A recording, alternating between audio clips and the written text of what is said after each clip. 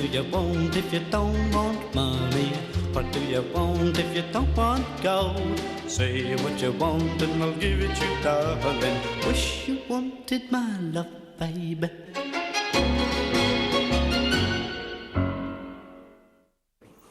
In 1919, Lady Astor became the first woman to serve as an MP in the House of Commons. 40 years later, in the 1959 general election, 25 women were elected to the Commons, 12 Conservatives and 13 Labour. Only a year before that, in 1958, had the first female peers been admitted to the House of Lords. So in October 1959, Panorama made a short film looking at women and politics and asked the question, was 50s woman taking advantage of the rights that the suffragettes had struggled so hard to gain? Richard Dimbleby takes up the story. The Votes for Women movement had begun, in fact, way back in the 1850s, but it wasn't until Edwardian times that the struggle reached its climax. Under the energetic leadership of Mrs. Pankhurst, the suffragettes held mass meetings and processions up and down the country. There were frequent clashes with the police. Many of the leading suffragettes went out of their way to get themselves arrested. One of them was killed, throwing herself under a horse at the Derby. But it was World War I that really changed men's views about the sort of jobs women were fitted for. Woman's place was no longer the home, but the munitions factory. The delicate creatures who in Victorian days had only been considered able to work as governesses or nurses or servants now found themselves filling shells or manufacturing aircraft. Thousands of women went even further, and for the first time in history, women became members of the services. They were disbanded at the end of the First World War, only to be reformed in the Second on an even larger scale. This time they were given more difficult and dangerous work. Arms and the woman. Women workers in the nation's factories were now very much taken for granted. By now, of course, women had won the vote, and under the impetus of war, were to encroach more and more on masculine preserves. What do they want today? James Mossman reports. Today, there are few occupations that are not open to women. But what is odd is that although the original struggle was for votes, women haven't made the same progress in politics as they have, say, in running buses or in the ancient professions like this woman QC. They have 2 million more votes than men, yet they've played a surprisingly small part in high office since Margaret Bonfield entered Ramsay MacDonald's cabinet, leading the Jarrow March, second of the very few women ministers. Then Dr. Edith Summersgill, a minister in the post-war Labour government. And on the Conservative side, Dame Florence Horsburgh, one-time Minister of Education. Moreover, today, hardly more than a score of women MPs sit in Parliament, although life there is a great deal pleasanter for them than it was when Lady Astor, the first woman MP, took her seat for the first time. Well, I must say, Henry James talked about the dauntless decency of the British people. They were all quite remarkable. I mean, my best friends didn't speak to me, hardly. They couldn't. It's like going into a members' club. I mean... An all-male club, is it? All-male club.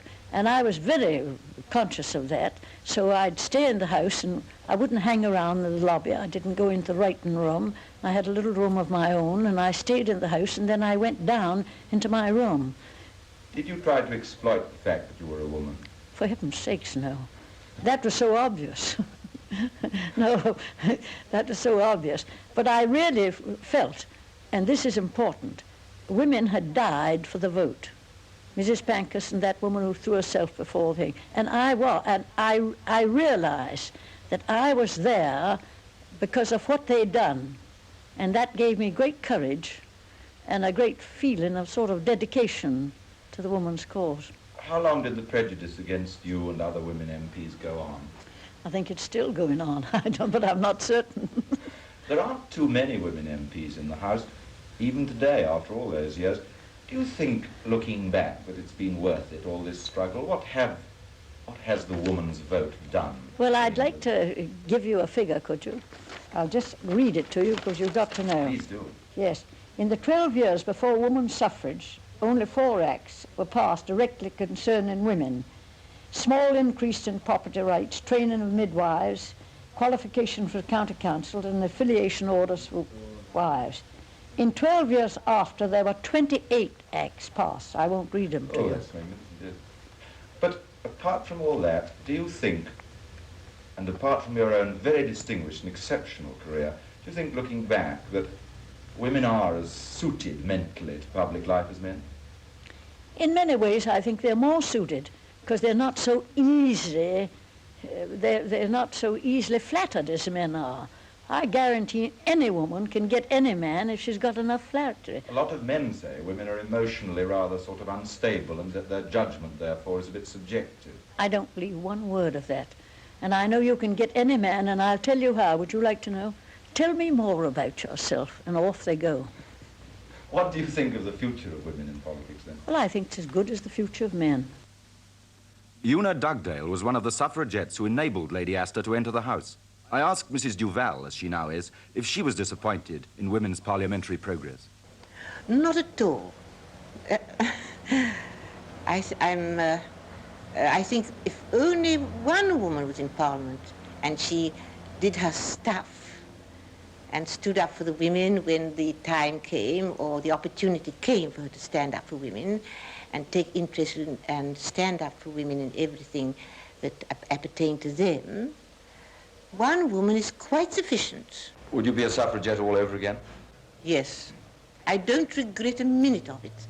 And I only feel humbled to think that I did so little, really, for the cause. I wish I'd almost done more. There are some far, far greater heroines than myself. But looking around you at modern woman in England, do you think your struggle was worth it? Oh, yes. I think that our struggle has made the modern woman. And if the modern woman is a little too modern, she'll soon... women have common sense. And she'll soon adjust herself. And it takes some little time to adjust oneself to these modern, hasty and rushed ways. But is the modern woman so eager to win new rights? With that question in mind, I went to a factory canteen. Woman boss, do you think? I think a man, really. Why is that? Well, I don't know, I think you can talk to a man, but to a woman, well, you're inclined to, you know, both shout at each other, but I think a man understands more than what a woman does. Do you think men have got more brains than women? Yes, majority. Do you think there are some jobs that women can't do? Yes, a few. What sort of ones?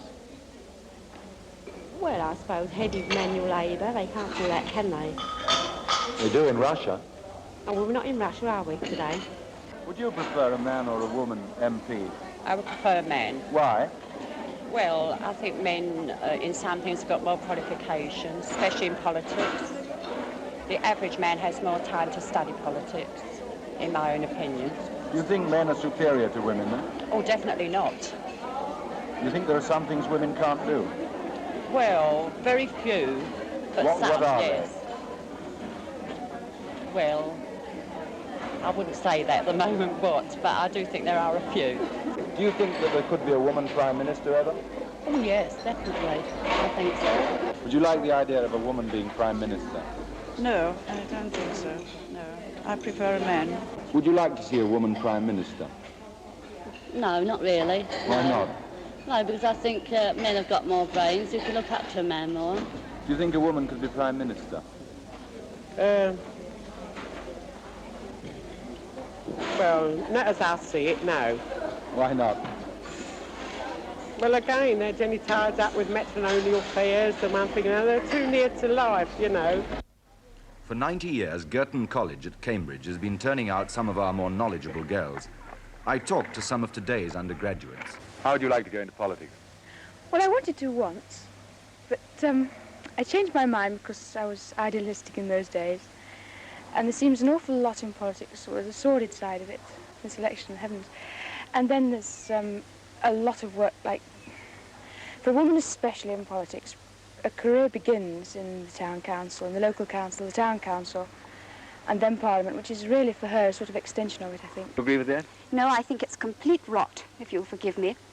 I think that what people forget is that a woman is an individual as much as a man, and it's a woman's duty to use what talents she possesses to the best of her ability. If she's good at politics, then let her enter politics. I don't see that some professions are exclusively masculine or feminine. Mrs. Penelope Gilliatt is a prominent journalist and the only woman theatre critic in London. Mrs. Gilliatt, do you think women really have made the best use of the legal rights that have been got for them by the suffragettes? Do you think they want them? Yes, I'm sure they want them. I think that temporarily there's a slight reversion. I think that there are a certain number of women, girls now, who would like to return to Victorian accomplishments and the home. And I think that they're rather egged on by a certain kind of man who puts around the subversive notion that a woman is really more attractive when she's wielding power behind the throne through him. Do you mean that women eventually will always do what the man... do you think women will always try to be what the man wants them to be, eventually? Well, I think to a certain extent, you know, because one's a human being and one wants to get on with people. But I think what we have to do is to sort out in our own minds the confusion that there is at the minute between femininity and domesticity. Nobody wants a woman to be masculine, but to be a woman you don't necessarily have to say chained to a sink. Dame Edith Sitwell has never been chained to a sink. I asked her too if she liked women politicians. It is a very difficult question for me to answer. You see, I know nothing about politics myself. I do not believe that women do.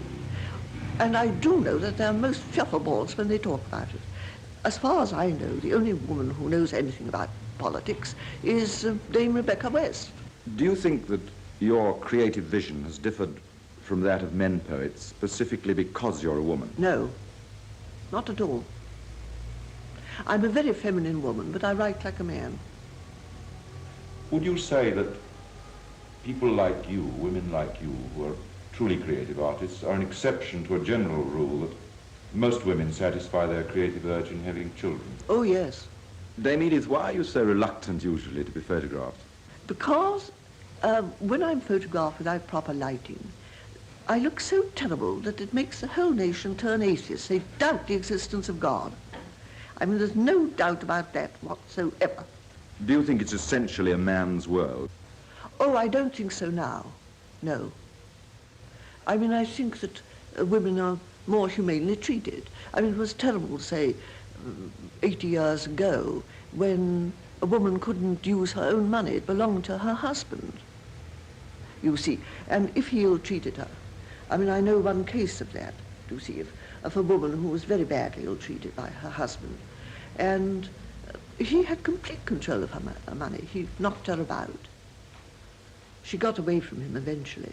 Having got equal legal and political rights, as it were, do you feel that women can ever be indistinguishable from men except in their bodies? That is a very difficult question to answer. Because, as I say, I'm a very feminine woman, you see, you know. I was wondering about the creative activity of the two sexes, whether in fact they could ever coincide so that the only difference between men and women eventually would be their physical functions. Well, now, the greatest painter I knew, Gilliatt, who is extraordinarily famous in America and in Paris and in Italy, but not here. And he was a very great friend of mine. He said no woman would ever be able to paint because you have to walk backwards and forwards, you know, about 100 times. You keep on all day long, you see, and throwing paint over like that, which women can't do, you see, because you use your muscles under like that. On the whole, Dame Edith, are you more stimulated in your life by men, the company of men or women? Oh, men, yes.